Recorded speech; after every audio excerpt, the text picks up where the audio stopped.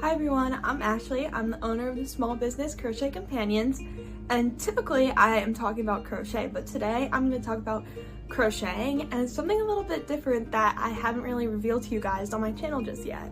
I just want to start out by saying thank you guys so much for 1,000 subscribers, and because of that I wanted to do a little bit of a different video today, and I'm still going to be talking about the typical crochet things, but I also want to talk about other forms of art, which I feel like most crocheters would be interested in because, in my opinion, crocheting is an art form. So this is why I think expanding the different mediums you use in art is actually a really good thing. For me, I don't get bored of crocheting even though I'm constantly doing it for markets and for orders because I also paint.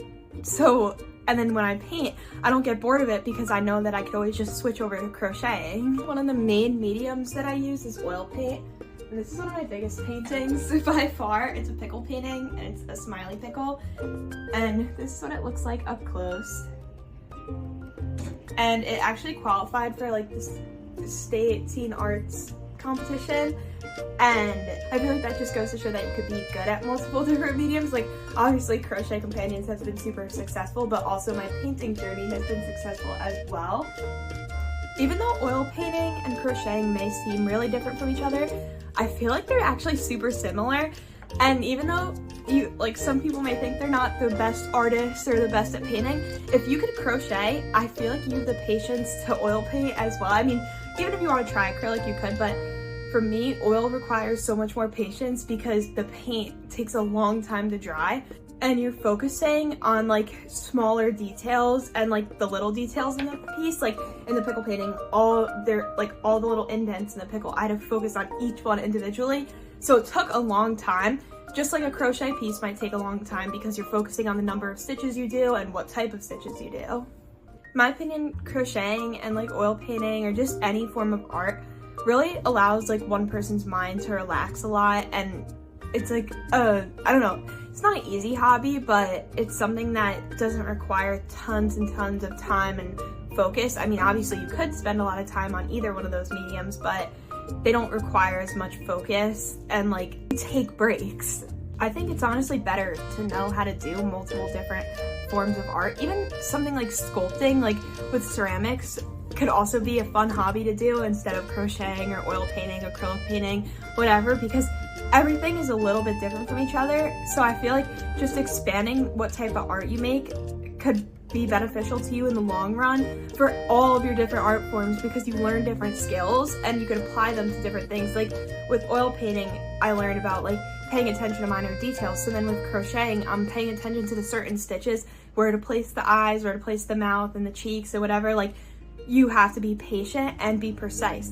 And then with something like acrylic painting, you learn that you have to work kind of fast because you don't have a lot of time before the paint dries, which, I mean, in my opinion, kind of reminds me of ceramics, because with ceramics, eventually the clay will dry out, so you don't have weeks and weeks to work on one single piece. Like you kind of have to be like quick with it. I wouldn't really say I'm the best at ceramics, but here's one of the projects that I made when I took ceramics at school. It's inspired by the Cage the Elephant album cover.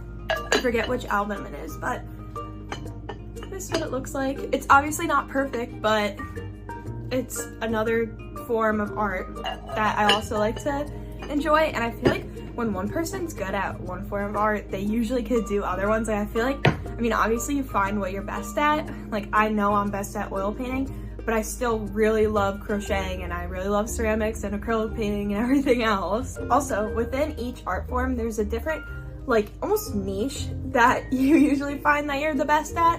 So like with crocheting, I'm better at making plushies than I am at making like clothes or bags. So I stick with that, and that's what I enjoy doing the most. So same thing with oil painting. I'm obviously not the best at portraits or people because I can't really make it realistic. So I like doing objects instead because I feel like I can make those look more realistic, and also there's just more room for error. But with people, if you make one small mistake, it's kind of a big deal. And with plushies, like you can make some mistakes and it will still look totally fine in the end. I mean, obviously it can't be like some crazy mistake, but It doesn't have to be perfect. One of the main things that I also really like about switching between different mediums is that my hands get a break from whatever I'm doing. So with crocheting, I feel like my wrists get tired because I'm holding the crochet hook like this and I'm like moving my wrist constantly. But with painting, it's more just like a back and forth motion, and I don't find that my wrist gets tired. So if I'm getting like, if my arm starts to hurt or whatever from crocheting, I could switch over to painting and it gives me a break, but I'm still working on my art.